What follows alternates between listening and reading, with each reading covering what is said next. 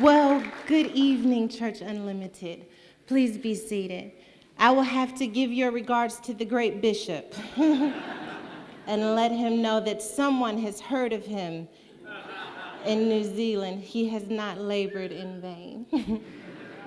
It is truly an honor and a privilege to be here with you all. This is my first time in Auckland, and I've had an incredible visit thus far. I've eaten more than I should: lamb, steak, ice cream, butter, and so many incredible things. To be honest, I never really imagined that my story and my life would be used in ministry at all. My father, obviously, has such an incredible presence and such an incredible anointing, and with that comes a bit of pressure to live a certain way. I think the beautiful thing about God's love is it's unconditional, but it's also the thing that's mostly incomprehensible for those of us who don't have beautiful past. It's one thing to talk about the love of God, but when it's time to actively receive it and apply that love to our own insecurities and our own wounds, that's where we begin to struggle a bit. And for me, that struggle was such a process that I never imagined that it would land me here because of that process. And when I started a blog a few years ago that I really never imagined that anyone would see, I was approached a couple of years later to write a book detailing my own memoir, my own journey to understanding who I am and God, and loving myself beyond my own flaws, scars, and mistakes. But before I could write that book, I needed a little bit of inspiration. There's nothing like knowing that you haven't been in trouble alone. And some of the inspiration for me writing that book came out of the book of Ruth, and I wanted to share with you all a little bit of that scripture and how Ruth's story really helped me to come to grips with my own story. And prayerfully, when I close this evening, you will not just see pieces of Ruth's story or my story, but you'll look and see parts of your own. So in Ruth 1, 7 through 8, it says, "Therefore she went out from the place where she was, and her two daughter-in-laws with her. And they went on the way to return to the land of Judah. And Naomi said to her two daughters-in-law, 'Go, return each to her mother's house. The Lord deal kindly with you as you have dealt with the dead and with me.'" It's interesting at this point in the text that though Naomi has lost her husband and her two sons, that when she's having this conversation with her daughter-in-laws, whose names were Ruth and Orpah, that she groups herself in with the dead. She says that, "As may the Lord deal kindly with you as you have dealt with the dead and with me." I don't know about you, but I've had these instances in my life where a part of me had to die. That I was in a situation or a relationship or facing a challenge or a mistake that required a part of me no longer remain. And the difficult thing about losing something and having a part of you die is that you have to survive. In spite of your pain and in spite of what you've lost, that you don't get to die with the thing that hurt you. So for me, when I am growing up in this Jake's household and I'm learning that there are a lot of things I don't quite understand about God and church and how can you have a relationship with God but still struggle as a person, and it seems like everyone has it all together but me, and I come into church and everyone's worshiping and no one's talking about the things that had to die before they had that relationship with God.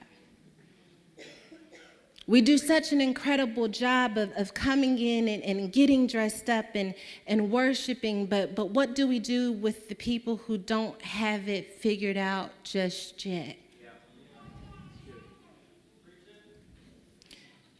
There are so many places outside of the church that welcome you within your own dysfunction. And I don't know if this is true in Auckland, but sometimes you come into church and you have to feel more perfect than you felt when you were in the club. Wait, I know you all don't go to the club. I mean, that you have to feel like when you come in here that you're not hurting anymore. So how then do we really teach that his strength is made perfect in our weakness when we're all pretending we're already perfect? That I had this one encounter with God and all of a sudden it clicked and I got everything right. See, I couldn't afford to believe that, and so instead of pretending, I just decided to not try at all, which is even more dangerous than trying to at least attempt to live a life that you think God would bless. And so I'm growing up in church, and this is such a beautiful congregation, and I love how we all do church a little bit different.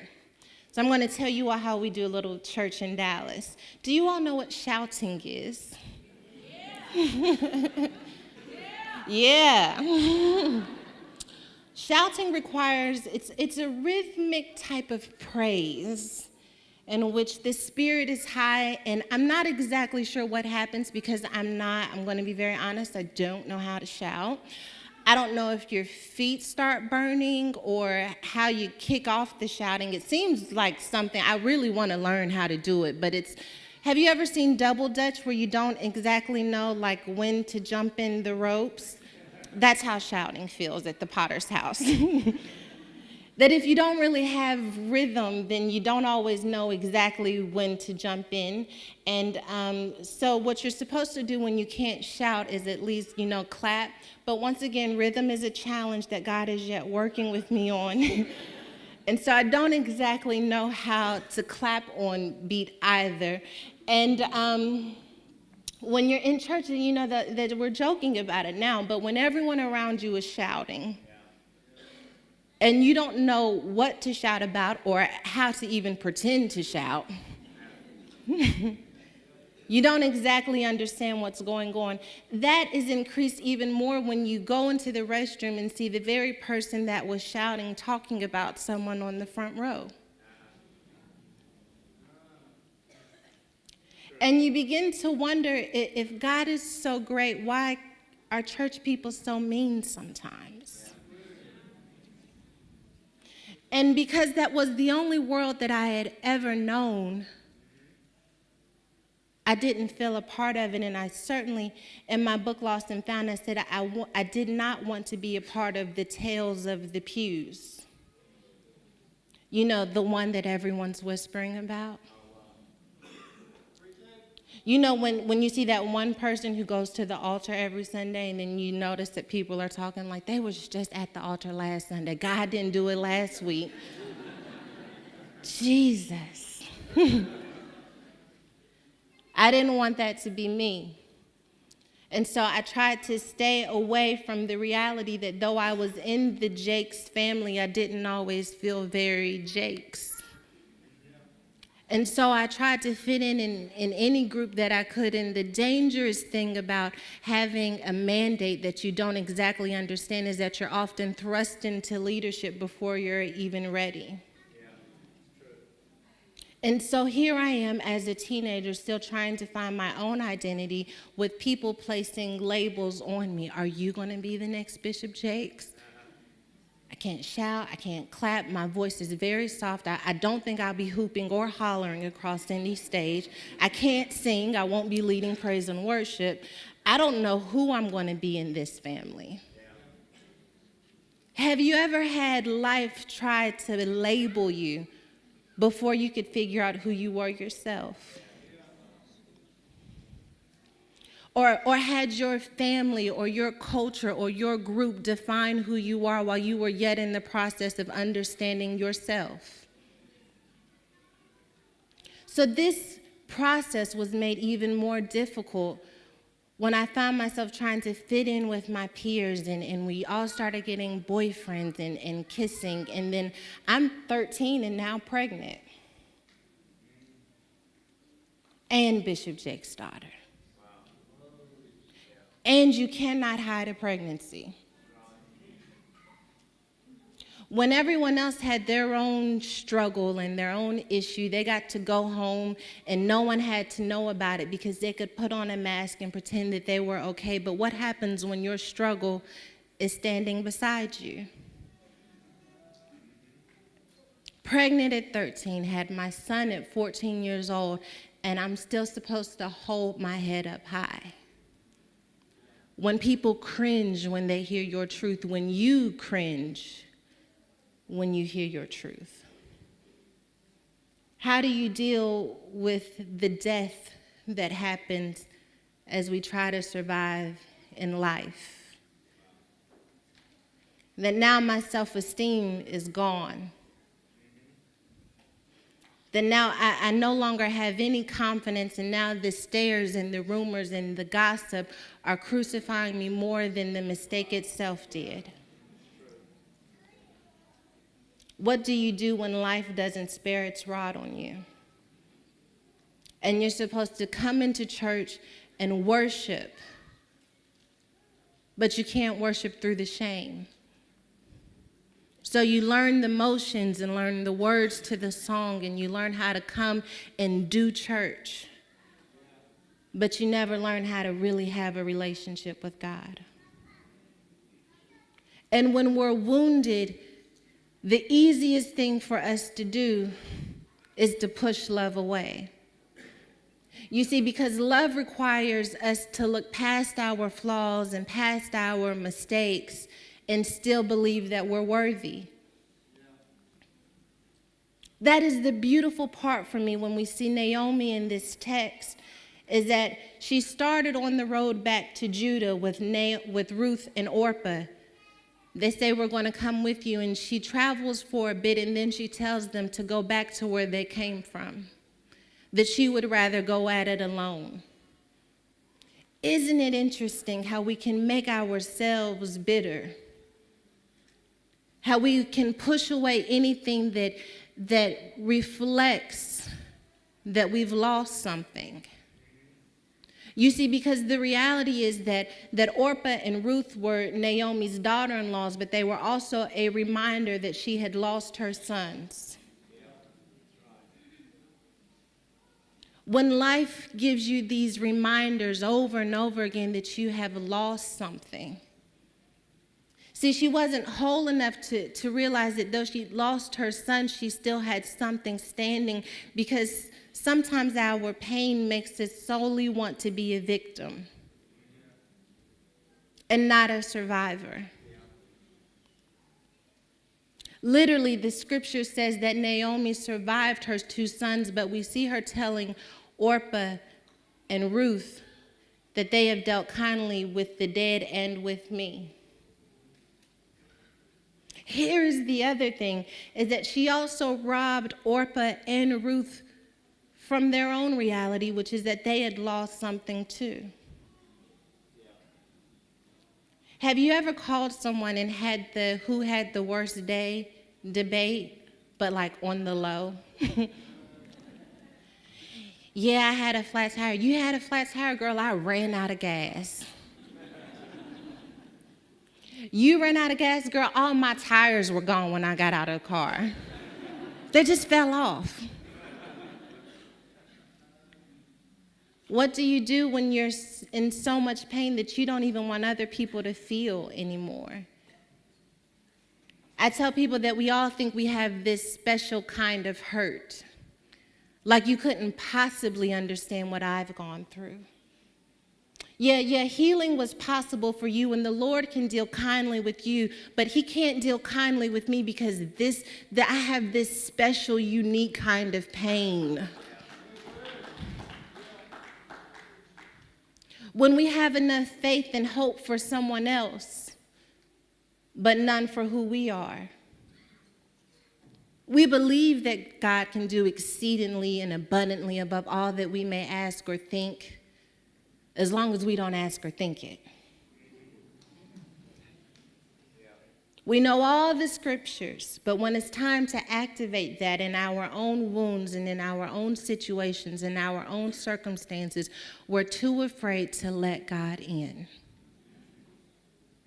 Because it would admit that maybe we weren't as okay as we led everyone to believe. We have this get over it generation. That's what we see Naomi basically telling Orpah and Ruth that you all go back to your mother's home and the Lord deal kindly with you when you all are able to get over it, but I can't. And so we force people to pretend that they're healed instead of allowing them the beauty of the process that comes with God doing a work within us. Or worse, we find ourselves like Naomi, just saying that we'll go at it alone. And that's where I was after I had my son. I knew, okay, well, I don't fit in church now. And now I have this beautiful baby boy who I have to somehow make him proud that I'm his mother, even though I'm not exactly sure what he should be proud of.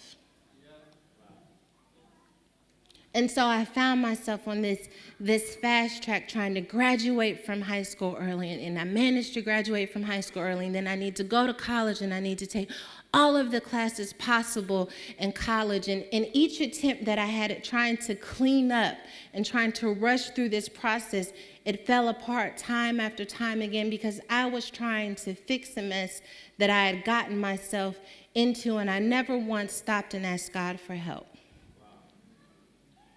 Somehow I felt that if I could fix my life, that I would then hand it over to him.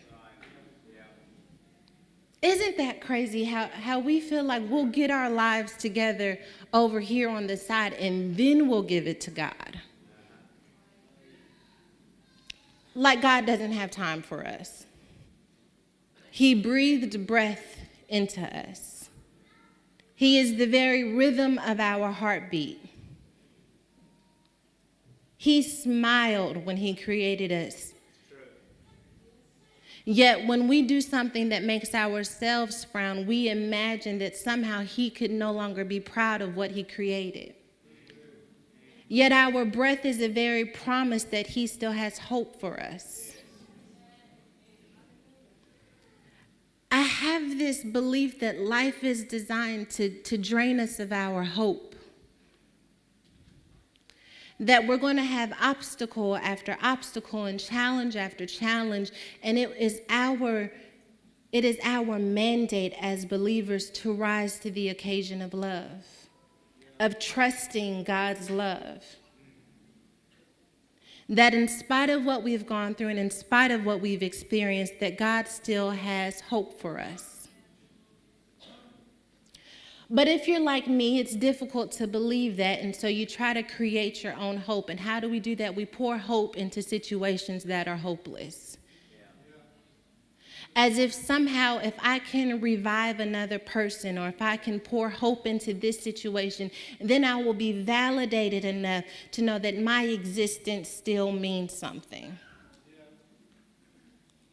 We often turn relationships or opportunities that were meant to teach us something into charity. We make other people our gods. We pour all that we have in them just so that they can say, you're okay. You're still lovable. I see all of who you are, and I'm okay with that, because at the end of the day, we don't understand who we are, and we don't love who we are. And if another person would say it, then maybe we could believe it. Have you ever been so insecure that you just needed another person to be your stability?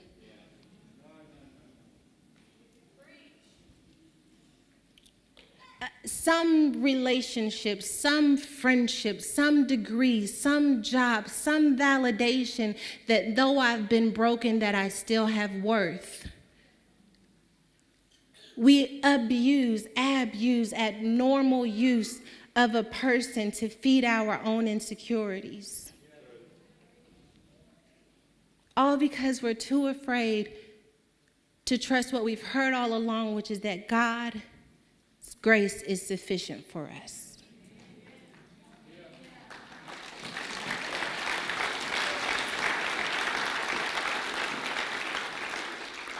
And so I found myself looking for other people's grace.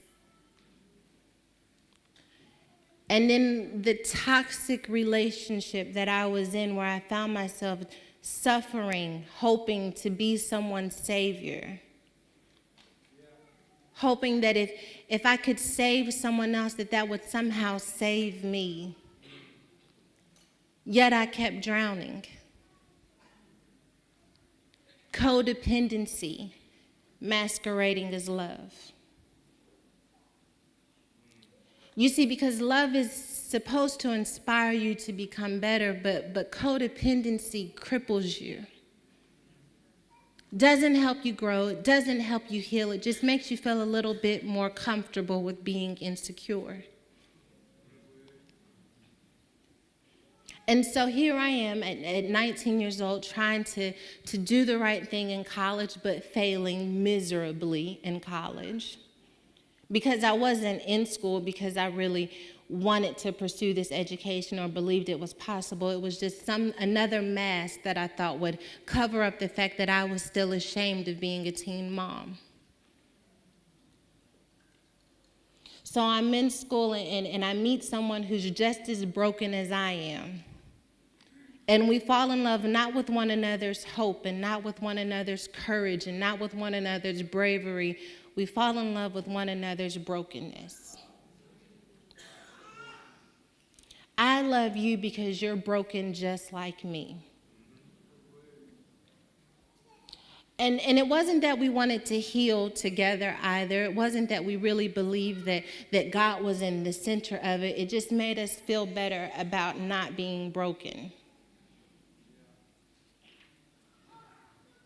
And that is the beauty of having authentic churches, like I feel the presence of God, is because when you are surrounded by authentic believers, there is no judgment about your brokenness. And if we are not careful, we will judge people right out of the doors of our church and into harm's way. Because they will be looking for somewhere where they can come in and say, I'm hurting. And so I'm in this relationship, and, as I'm not sure the dynamics of living here, but where I'm from, if you've had a child out of wedlock, the one thing that you can do to fix it is just get married as soon as possible. Doesn't matter if you're in love or not, if it's right or not. If you get married, at least you won't be embarrassed about it anymore. And so I'm in this marriage, and I knew long before the marriage that it wasn't going to be a healthy one, but it was more important to me to look healthy than to be healthy.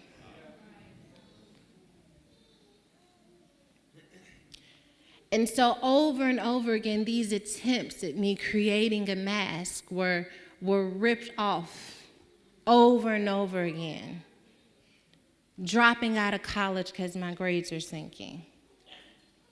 So now all that I have left is this relationship that I know isn't really great for me, but I can't afford to say I failed at college and I'm a teen mom and nobody wants me. How interesting it is that we look for love in all of the wrong places while God's love is there all along. We just don't trust it. We just don't trust that his love could really apply to our situation. Yeah, he was able to love so-and-so, but what she did wasn't as bad as what I did. Yeah, he was able to love Pastor, but that's because Pastor knows every word of the Bible. It's like Google, like he just knows every single word of the word, and I don't know the word, and if I don't know the word, then God can't love me.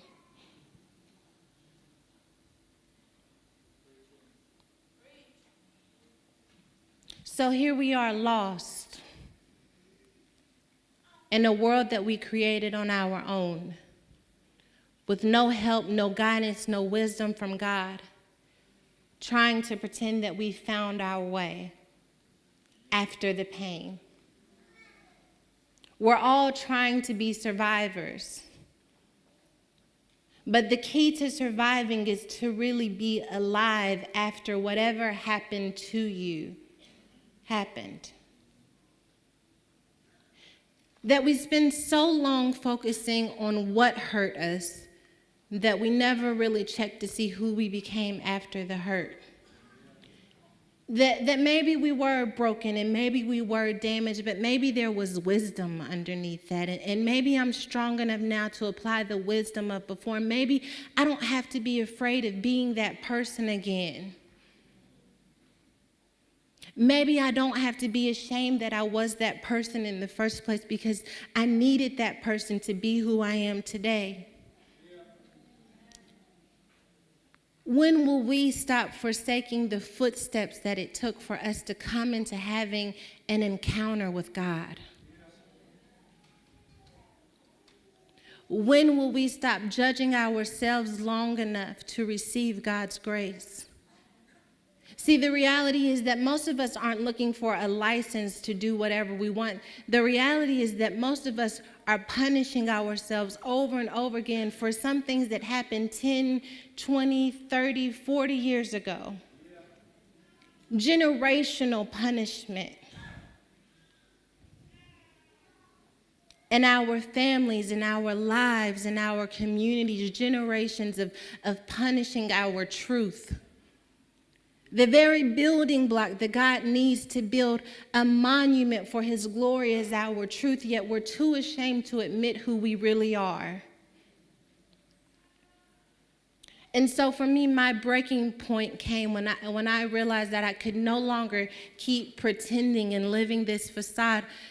Is when I shared with you, I'd started a blog, and at the time I was still married to my previous husband, and he was expecting a child with another woman, and I was at a critical point in my life because I had to make a decision on whether or not I could afford another public mistake in church.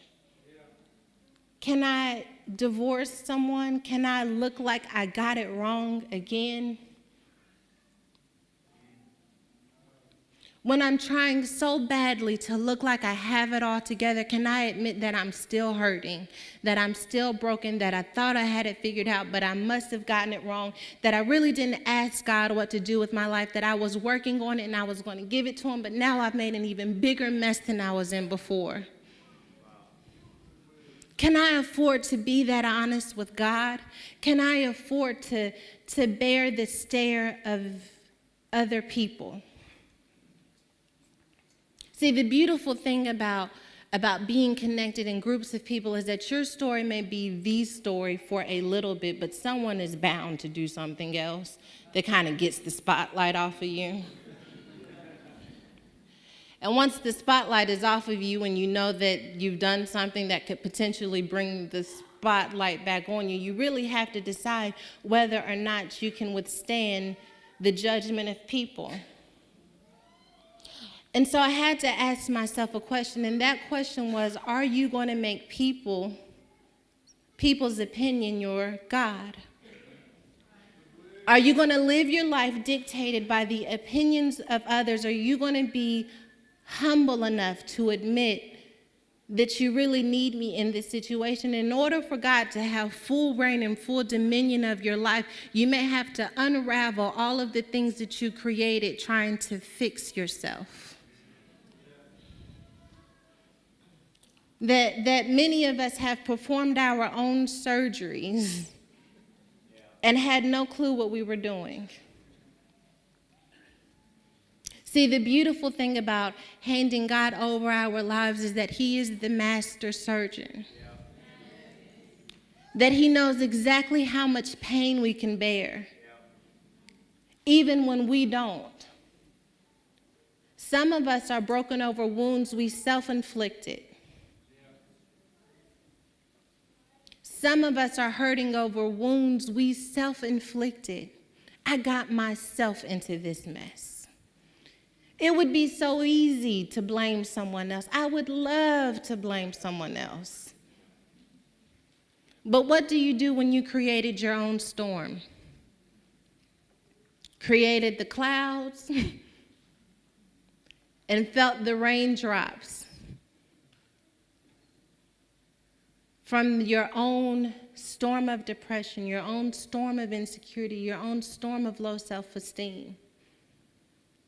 When we had the umbrella of grace hovering over us, that we chose instead to live our lives in such a way that we couldn't trust the very God we said we loved. And so I have to make this decision on whether or not I'm going to be able to stay married, and whether or not I'm going to be able to take the opinions of other people again. And I will tell you, one of the final breaking points for me was when I was at the time living in Virginia, and I was trying to figure things out, and I'm still going through the motions and pretending, and I'm cooking dinner, and my ex-husband, now gave the story away, there you have it, is helping getting my daughter ready for bed, and I look outside and I see his car running, and which is quite interesting, because if you're inside, your car doesn't need to be running. And so I kind of knew immediately that there was going to be another woman in the car waiting for him. And so I tried to have a pep talk with myself, if you will, and that pep talk was a little bit something like, don't be yourself if there's a woman out there. That means don't be violent. Don't, because sometimes you have to mentally prepare yourself to not be yourself, And so I went out there, and I had forgot the pep talk when I had got out there, because it's one thing to think something, it's another thing to see something, and it was all very confusing for me. All I know is that by the time they called the police on me, that I was very confused as to what to happen, and the officer told me, what seems to be the problem here, ma'am? And I said, well, my husband brought his girlfriend to our house, and I had a problem with that. And the officer goes, I see how that could be an issue. I'm going to go talk to them. And I was like, that would be perfect. If you would go talk to them. And as much as I wanted to be angry at him and angry at her, and I wanted to be a victim, a part of me knew that I had to take ownership for the fact that I knew what I was getting myself into. That I couldn't afford to be the victim any longer, because I was the one who victimized myself. When I chose to not believe that I was still worthy, that my life still had value, that I was more than what hurt me, that I could still really, honestly, and truly hold my head up high, and that I could become God's love here on earth if I could only open up enough to believe in myself again. I wanted to so badly just to write this book, Lost and Found, where I blamed this person and blamed that person and said, well, and then God did this to me, and then I no longer had to blame them, and isn't God good? But the reality is that there's a certain level of ownership that we must take in order to be healed. And that ownership comes with recognizing that we are honestly and truly more than what hurt us. Yeah. That our stories and our lives are not all the same. They have unique DNA. Yeah. Unique DNA for grace.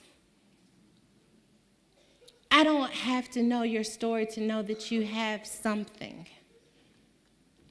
People ask me, you get up there and you just tell your story, and I tell them it's not easy, and sometimes I still do it afraid, and I get nervous, and I might tremble, but I remember that we all have something.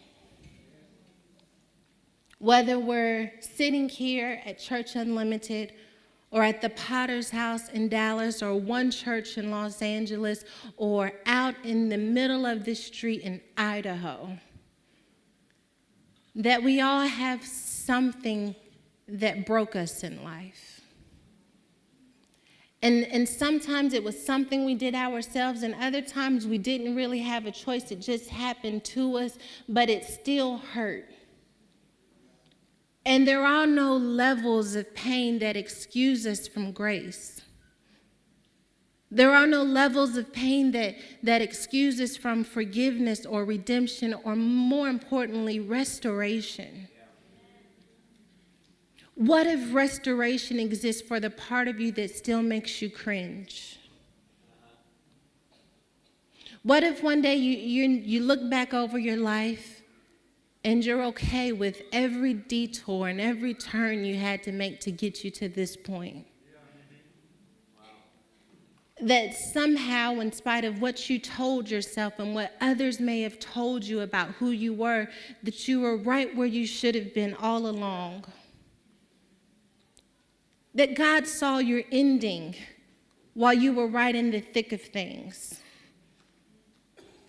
That He understood that your life was still going to have value after the pain, and that pain was there to serve you. But you were so ashamed of the pain that you missed its purpose. The wisdom and the beauty and the intelligence that comes, and the compassion, more importantly, the compassion that comes with understanding we're all a little bit broken. And I don't know what your brokenness is, but I know that God's love can touch it. And I don't know what your struggle is, but I can make you this promise that once you overcome this struggle, that there is another one waiting for you. Sorry, guys. I really wanted to tell you today that you were going to slay this giant, you know. You were going to get your slingshot, and Goliath was going to come tumbling down, and that was going to be the last battle you ever fought. But because God is yet working on us, that means that work is going to require some banging, some hammering, some shredding away, some breaking, some suffering. But that suffering is going to work out for your good. I am in a much better and healthier and God-loving marriage now. And what I have learned about being in real beautiful love is that it makes you very happy. And when you get very happy, whenever you go out to eat, it's a celebration. Like you need dessert and steak, because salad doesn't just express happiness. It's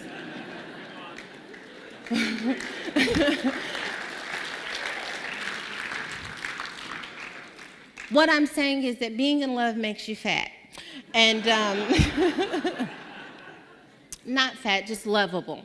And because being in love can make you a little bit thick, this is what I also learned, that stairs are difficult to run up to when you've gained 10 pounds, that it hurts a little bit. And then I decided I was going to get back in the gym. I was going to go to the gym in New Zealand, but I forgot my shoes. This is like so convenient. But when I get back home, I'm going to get back in the gym. And this is what I realized, that eating whatever I like and as much of it as I like hurts a little when I have to run up the stairs or do that little light jog around the house and you're out of breath from the living room to the kitchen. But also being in the gym hurts too, because you have to really go hard in the gym when you know you've been eating a lot. Like you had to be an Olympian and an athlete when you go in there, because you don't want to look like that one person that hasn't been in the gym. Let me testify for a minute. You turn the treadmill up just a little bit higher than you can handle, and it's all good the first 2 minutes of it. But when you realize you set it for 30 minutes, you have to like ease the speed down without anyone looking. Yeah, that was just my warm-up. I'm going to really set the speed now. What it taught me, though, is that either way, we're going to hurt a little. Yeah. But you can pay the price for what hurts you when it makes you better. Yeah. And that is what happens when we become sold out for God. Is that we begin to really understand that it doesn't mean that we're going to live this life where we avoid all pain. but rather that we're going to have to be like Job and really and truly believe that though he slay me, yet shall I trust in him. Because I know these lashes, these wounds, this slaying is going to make me better. And because it's going to make me better, I can pay the price of surviving. And that is what I want to encourage you all to do as you go about your own lives and you face your own past and you face the giants that are yet to be revealed in your life. That you recognize it's going to take tremendous work. At the time that I married my incredible, amazing husband, I was like Miss Independent Woman, like with a ringtone and everything about it. And I was like, you are getting the real deal Holyfield, baby. You better... I've finally fallen in love with myself. I finally know who I am, and I'm proud of who I am, and I feel as together as I was on that level. And then I recognized that the new dimension that I was on, the new level in our marriage, would require that I go even deeper into myself. And now I have someone who's really challenging me to grow in love and grow in Christ, which is really difficult when you were like, already together. And it's like I worked so hard to get to this level where I had everything figured out, and now you're telling me I'm not perfect and I'm just not able to receive that right now. What? I have an attitude sometimes. Listen, attitude is good for you. It teaches you something, and you can't even justify anymore who you once were. That as God takes us to the new level, that there are going to be moments like we find with Naomi, where you've been stripped of everything you thought you knew about yourself. And you're having to trust God with who you are now. And the beautiful, gracious thing about our God, and as we learn in the book of Ruth, is that Naomi had a Ruth with her. Sometimes God will send someone in your life who has keen perspective on what you need in the moment. That it may be your pastor, it may be someone you follow on social media, or it may be your husband who helps you to see areas not only where you need to grow, but that you won't do it alone. And in the book of Ruth, Ruth makes a commitment to Naomi, and she says, where you go, I will go. Your people will be my people. Your God will be my God.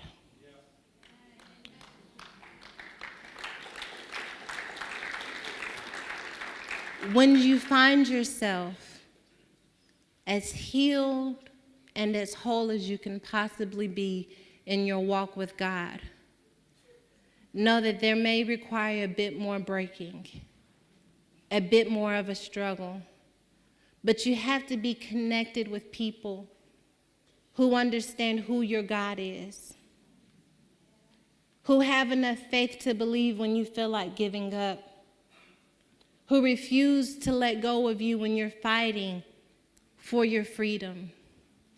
Because the reality is that there are some battles we do not have to fight alone. And if we don't have to fight them alone, why waste our strength when God has sent us help? His love, His guidance, His grace, His promise to order our steps is His commitment to being with us every step of the way. And we don't know who we may lose in the process, or who we may have to become, or who we will be connected to in order to make this journey more worth it. But we have to be open to hearing from Him first, not our insecurities, not our struggles, not our fears, but His love and His faithfulness must be the voice that guides us throughout our lives. That the more that we're willing to say, I don't have it all figured out, so I'm really counting on you, the better off we're going to be. Our plans are no match compared to His. His will is so much greater than ours. And we have to be in constant reminder of who he is. Not just who he will be in our lives, but recognizing that his hand was on us the entire time. Many of us should be in jail or dead or not, certainly not in church. I don't have to know your testimony to know that some of you, it's a miracle that you're in here on this Sunday night. I'm just going out on a limb here. But some kind of way, because his hand was hovering over us, above our depression and above our insecurities, that his hand was yet hovering over us, that he was protecting us all along the way, means that he has value for this very moment. And it is our job, our opportunity, and our great pleasure to be obedient and to surrender in his presence. Would you stand with me as I prepare to close?